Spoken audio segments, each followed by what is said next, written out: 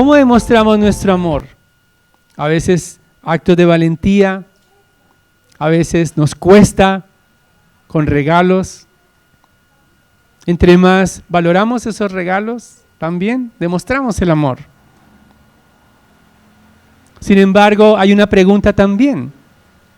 ¿Cómo demostramos nuestro amor hacia nuestros hermanos en la fe? ¿Cuál sería esa manera en que podemos amar a nuestros hermanos de manera sacrificial? Y precisamente esa es la pregunta que este texto nos ayuda a resolver. ¿Cómo demostramos nuestro amor? Demostramos nuestro amor ayudando a nuestros hermanos a perseverar en Cristo. Demostramos nuestro amor ayudando a nuestros hermanos a perseverar en Cristo. Y hay tres maneras en las que podemos demostrar ese amor. En primer lugar, los versículos 1 al 6, amar de forma práctica y no teórica. En segundo lugar, de los versículos 7 al 17, amar fortaleciendo a otros con la gracia. Amar fortaleciendo a otros con la gracia. Y finalmente, los versículos 18 al 25, amar capacitados por Cristo. Amar capacitados por Cristo. Entonces, en primer lugar, amar con acciones prácticas y no teóricas.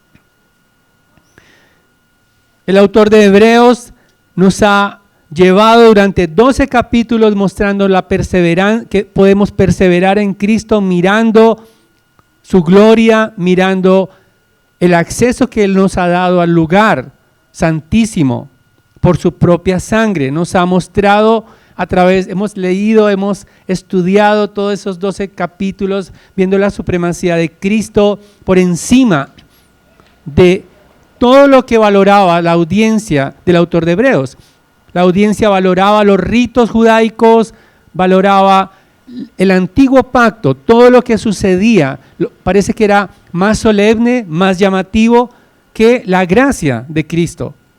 Les parecía que Jesucristo, quizás todos esos ritos, y como lo vamos a ver en el texto, eso parecía muy atrayente y los hacía lucir más espirituales que la simple gracia y la fe en Cristo. Por eso Él les quiere animar a perseverar ya en asuntos concretos. Ya este capítulo 13 es muy aplicativo, y como en los versículos 1 al 6, el autor de Hebreos nos ayuda a ver varias facetas del amor que parecía que habían descuidado, pero les llama a permanecer en el amor fraternal. Y lo que vemos a partir del versículo 2 son lo que se denomina en el lenguaje verbos imperativos. ¿Qué significa? Que no son negociables. En ocasiones podemos ver ciertas exhortaciones en la palabra que podemos tomarlas como un consejo, pero aquí vemos varios imperativos, es decir, el autor ha escogido y ha conjugado esos verbos como mandatos, como deberes que son importantes que ellos sigan manteniendo. Y el primero es no olvidar mostrar hospitalidad. No olviden mostrar hospitalidad, porque algunos sin saberlo han hospedado ángeles. Abraham hospedó ángeles enviados por Dios, Gedeón también. Y lo que está animando el autor es a hospedar a aquellos peregrinos, aquellos hermanos en la fe que quizás necesitaban alojamiento. En el primer siglo, ser alojados por un hermano amigo era prácticamente algo tan valioso, porque en quizás lo que podemos llamar ahora hoteles eran costosos y además eran peligrosos los lugares para los creyentes. Entonces valoraban tener un lugar donde morar. y les anima a que quizás al hospedar a alguien puedan recibir una mejor bendición, puedan no creo que hable de manera literal esperando ángeles de luz, sino que podían recibir bendición al hospedar a hermanos que quizás necesitaban un lugar donde estar. Hay un imperativo siguiente y es: acordaos de los presos. Acordaos de los presos participando en el dolor y el maltrato que ellos tenían por Cristo. También estaban expuestos, ellos también estaban expuestos a sufrir, porque aún están en el cuerpo, dice, como si estuvieran presos con ellos, y de los maltratados, puesto que también ustedes están en el cuerpo. Necesitamos recordar que hay hermanos en la fe privados de la libertad. Necesitamos también predicar el evangelio a aquellos que están privados de la libertad. A veces nos pasa como la audiencia del autor de Hebreos. No nos acordamos que hay creyentes que necesitan que estén en nuestra memoria, porque están privados de la libertad. Algunos han creído estando privados de la libertad y necesitan consuelo, necesitan una visita. Podemos olvidarlos y hay un llamado a la iglesia a actuar frente a esas circunstancias. Algunas iglesias tienen ministerios muy organizados para acudir a ellos. Necesitamos pensar, orar, de qué manera nosotros también podamos servir a estos hermanos. Pero también nos habla de expresar el amor de manera práctica a través de la pureza matrimonial. Es una demostración de amor hacia nuestros cónyuges. Dice el versículo 4, sea el matrimonio honroso en todos y el lecho matrimonial sin deshonra, porque a los inmorales y a los adúlteros los juzgará Dios. La santidad en el matrimonio es una manera de mostrar amor. Necesitamos recordar nuestros votos matrimoniales. Necesitamos recordar que no solamente estamos expuestos a este mundo de pecado, sino que también no solamente nuestros cuerpos, sino nuestras mentes están siendo seducidas constantemente. Están no solamente aquellos que están casados, sino la palabra, porque los inmorales y los adúlteros los juzgará Dios. Creo que el autor está hablando de toda esa gama de pecados, de inmoralidad. Toda unión sexual fuera del matrimonio no es aprobada por Dios.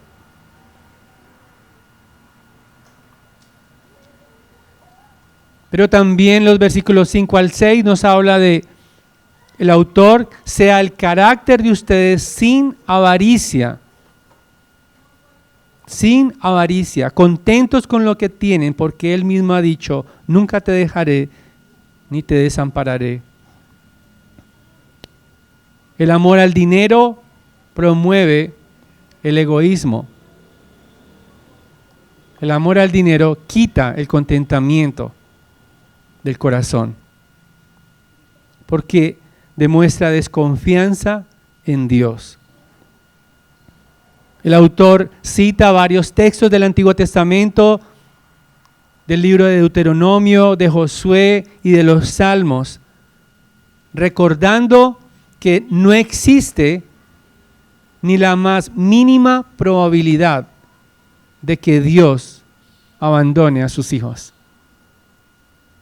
Pueden confiar, pueden tener contentamiento en que jamás Dios va a desamparar a su pueblo.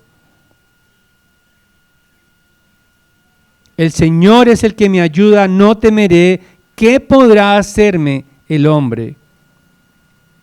Sin embargo, el que ama el dinero nunca está satisfecho. No tiene contentamiento, sea pobre o sea rico. Y todas estas formas de amar habían sido olvidadas por la audiencia que estaba siendo seducida por judaizantes, estaban siendo alejados de Cristo, de la gracia de Cristo. Pensemos por un momento, ¿qué estás dispuesto a hacer para amar a tus hermanos en la fe y ayudarlos a perseverar en la gracia de Cristo?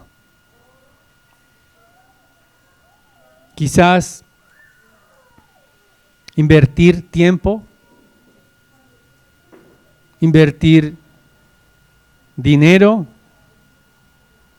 la gasolina, las distancias, para visitar a nuestros hermanos en la fe, para ayudarlos en sus aflicciones. Quizás necesitamos menos tiempo en las redes sociales para estar más tiempo físicamente con nuestros hermanos, o usar las tecnologías para animar a nuestros hermanos, para saludarlos. Necesitamos demostrar nuestro amor, mostrar el amor de manera práctica. ¿Qué podíamos hacer nosotros o qué necesitamos dejar de hacer para poder demostrar ese amor? Quizás no conocemos a ningún hermano que esté preso, pero a veces algunos están presos por la aflicción, por la melancolía, presos por la tristeza y necesitan ser alentados. No solamente el amor práctico que debemos ejercitar. Me confronta mucho este texto a mí, como pastor, para imitar a Cristo. No solamente el amor, sino el servicio a mis hermanos.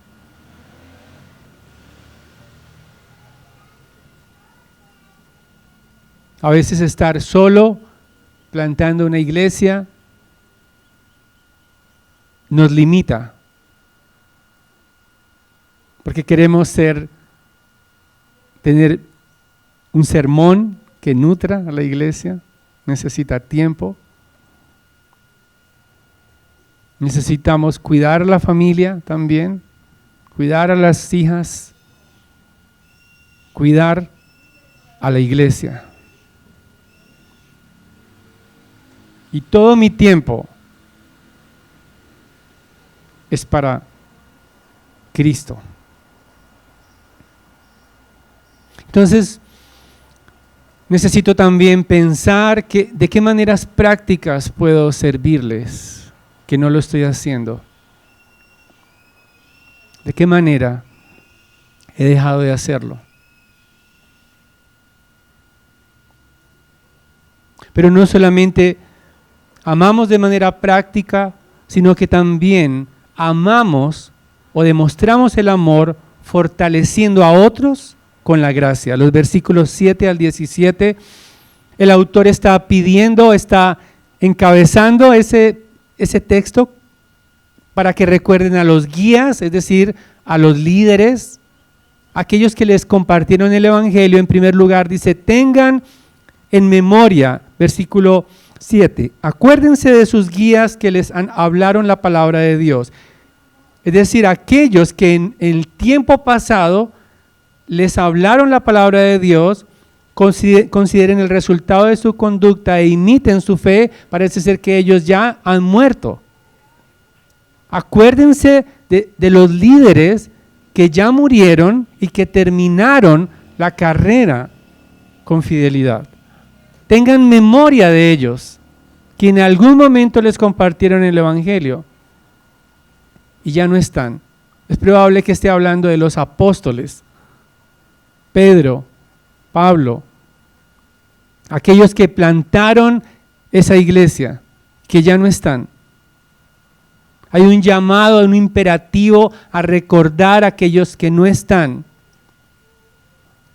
Y como ellos ya no están, entonces ellos ya tienen a aquel que vive para siempre, Jesucristo. Jesucristo es el mismo ayer y hoy y por los siglos. Y si esos líderes ya no están, pueden abrazar a Cristo y mirarlo para perseverar en la fe. Ahora, en los versículos 9 al 15, tiene que ver con la gracia. Al leer esos versículos, bueno, hay unos desafíos allí para encontrar, bueno, cómo es que el autor presenta la gracia en medio de esos versículos del 9 al 15. Y para entenderlo necesitamos comprender que la audiencia del autor de Hebreos estaba siendo seducida por el liderazgo judaizante. Ellos les estaban invitando a practicar nuevamente todo ese sistema sacrificial, a admirar a los sumos sacerdotes. El templo estaba funcionando, estaban con nostalgias del antiguo pacto y por eso el autor está tratando de regresarlos a Cristo, de atraerlos a la gracia, porque Cristo ya es suficiente. Cristo ya compró el precio o pagó el precio mejor para que ellos recibieran acceso a Dios. Sin embargo, estaban expuestos a doctrinas extrañas. Versículo 9 dice, no se dejen llevar por doctrinas diversas y extrañas. Esas doctrinas extrañas, es posible que ellos pensaban que si no participaban de los rituales en el templo, entonces no tenían acceso a Dios. Si ellos no practicaban esos ritos judíos, no tenían acceso a Dios. Estaban haciendo algo mal. Necesitaban algo más. Necesitaban comer o participar de los alimentos que allí disfrutaban los sacerdotes. Dice el versículo 9, la segunda parte, porque es buena cosa para el corazón el ser fortalecidos por la gracia, no por alimentos, de los que no recibieron beneficio, los que de ellos se ocupaban. Parece ser que, dicen algunos autores, era un tema con los ritos de comidas. Otros dicen que tiene que ver con la comida que disfrutaban los sacerdotes. Ellos tenían parte en comer de esos sacrificios. Los sacerdotes sacrificaban animales y había algunos sacrificios que ellos, según el libro de Levítico, tenían parte para ellos como sacerdotes. Y por eso el autor relaciona esos alimentos con Cristo. En vez de comerle los sacrificios del templo como lo hacían los sacerdotes, debían recordar que Cristo, por medio de su muerte, les ha dado acceso a otro altar, al altar de la cruz, al altar de su sacrificio. Es como si ellos pensaran, si no estoy allá en el templo, si no practico lo que está sucediendo en el altar con los sacerdotes, no tengo acceso a Dios. No se sentían dignos. Pero Cristo ha dado acceso a un mejor altar glorioso. Los cuerpos de los animales, no todos podían ser consumidos por los sacerdotes, los que eran presentados en el sacrificio. Porque los cuerpos de los animales que eran presentados por el sumo sacerdote para el día de la expiación, no podían consumirlos. Debían ser quemados fuera del campamento. Debían ser llevados fuera. Dice el versículo 10, nosotros tenemos un altar del cual no tienen derecho a comer los que sirven en el tabernáculo, porque los cuerpos de aquellos animales cuya sangre es llevada al santuario por el sumo sacerdote como ofrenda por el pecado, son quemados fuera del campamento. Por lo cual también Jesús, para santificar al pueblo mediante su propia sangre, padeció fuera de la puerta. Él está recordando que Cristo es el sacrificio, que el Señor Jesucristo, como ocurría con ese sacrificio por el pecado, fue llevado fuera de Jerusalén para ser muerto. Fue alejado del templo, fue sacado de la puerta y él padeció fuera del campamento. El autor está animando a entender que aquellos que hemos creído en Cristo nos alejamos de ese antiguo campamento de rituales y de esfuerzos humanos para estar en el altar con Cristo en la cruz. Ese altar que Cristo ahora nos ha dado a nosotros acceso a Dios. Él es el sacrificio que nos da acceso a Dios, no los sacrificios de animales. No necesitamos ritos, no necesitamos adornar y tratar de esforzarnos nosotros para ser aceptados por Dios. En Cristo ya hemos sido aceptados por medio de su sangre. Su sacrificio completó la obra. Porque a veces intentamos nosotros tratar de completar lo que Cristo ya completó con nuestro esfuerzo humano. Y lo único que necesitamos es fortalecernos en la gracia inmerecida. Pensamos que no merecemos mirar a Dios.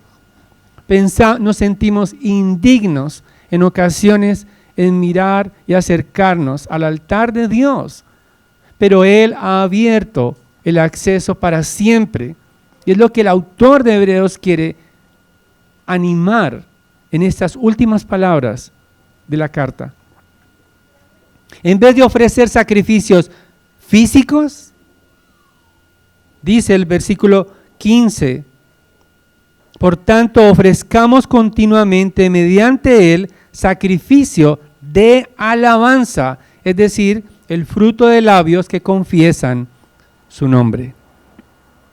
Ahora, metafóricamente, cuando alabamos a Dios, es como si presentáramos nuestras vidas en sacrificio a Él, en adoración. Pero no solamente ese sacrificio incluye palabras a Dios, cánticos a Dios, sino también actos de amor. La alabanza verbal debe estar acompañada de actos de amor, de ayuda a otros. Versículo 16. No se olviden ustedes de hacer el bien y de la ayuda mutua, porque de tales sacrificios se agrada Dios. Es probable que esa nueva generación de líderes, el texto a partir del versículo 17, el autor está recordando también lo que ellos habían dejado de hacer por el liderazgo, por los pastores. Parece ser que había una nueva generación, algunos ya habían muerto, líderes, guías que ellos tenían, la misma palabra, pero ahora esa nueva generación estaba siendo menospreciada por la audiencia. No se estaban sometiendo a aquellos que los estaban guiando a la gracia. Quizás admiraban a los sumos sacerdotes, pero a estos pastores, a estos guías que los estaban dirigiendo a depender de Cristo, los estaban desobedeciendo. Dice el versículo 17, obedezcan a sus pastores y sujétense a ellos porque ellos velan por sus almas como quienes han de dar cuenta. La palabra obedecer en el idioma original tiene que ver con dejarse, con creer. Obedecer significa que estos pastores que cuidaban de sus vidas, que les recordaban que Cristo es su Señor, que pueden confiar en Cristo, pudieran creer eso. La palabra obedecer no está fuera de la Escritura.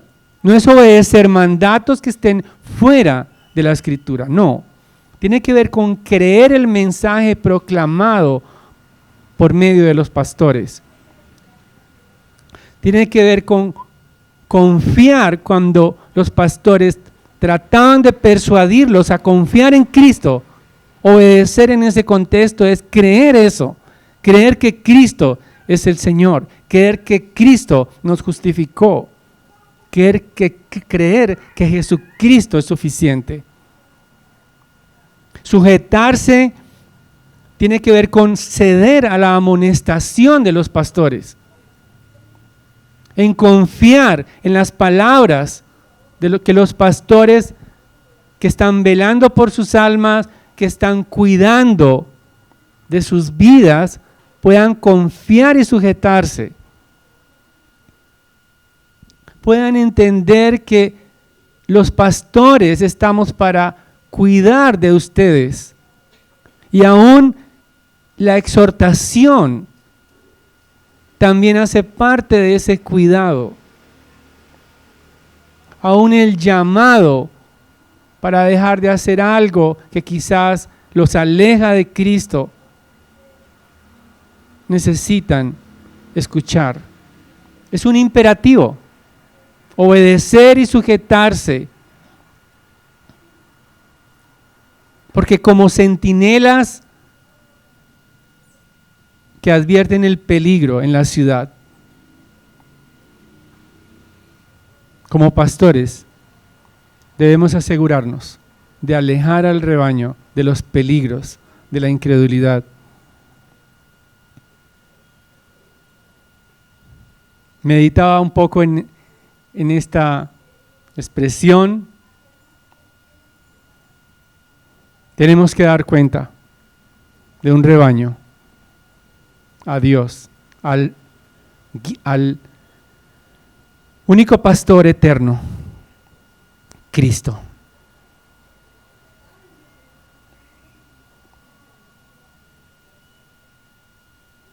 Cuando alguien está preparándose para el pastorado, hay mucho entusiasmo. Se anhela servir al Señor. Se anhela pastorear, quizás mirando el lado, no sé, del amor de los hermanos, ¿no? Y quieren sentirse amados por los hermanos. Se anhela servir. Llega el momento de la ordenación. Y después empieza la responsabilidad. Porque el gran pastor pedirá cuentas.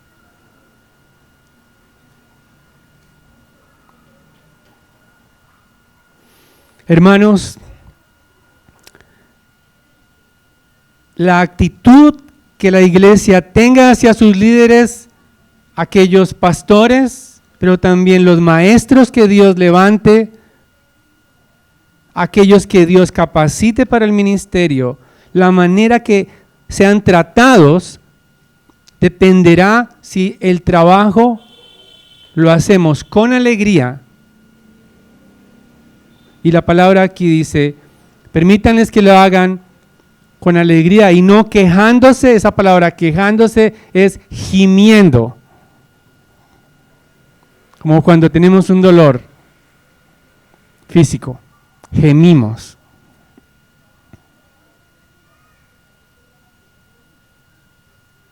Una iglesia que cuestiona todo lo que dicen sus pastores, que no confía en su pastor, nos lleva a gemir de dolor. Y la iglesia se perjudica y el pastor se perjudica. Porque nadie quiere un pastor adolorido que los cuide.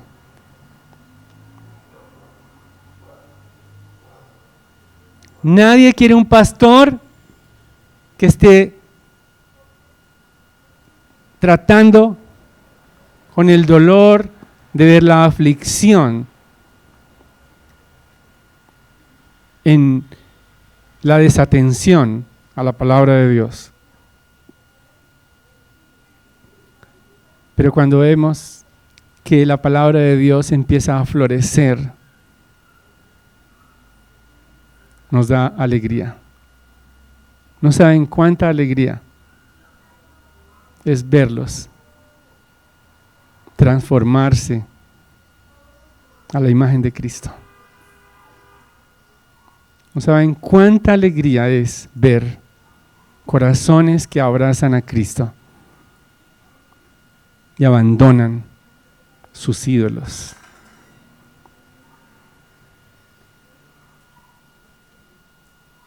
Nuestra tendencia es alejarnos de la gracia, medir nuestra relación con Dios de acuerdo a lo que hacemos para Dios,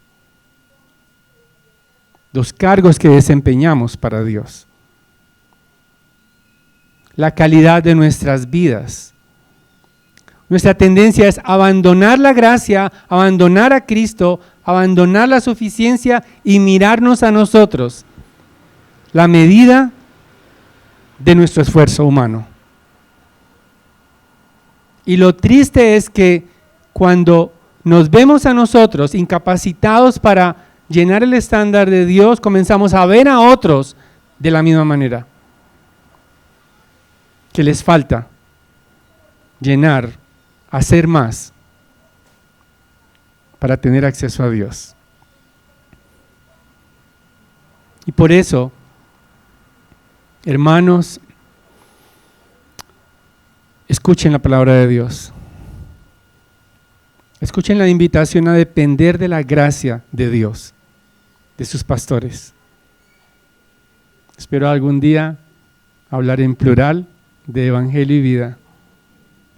Hombres fieles, hombres que amen el rebaño, hombres con el carácter bíblico, hombres que se dejen pastorear por el único gran pastor, Cristo.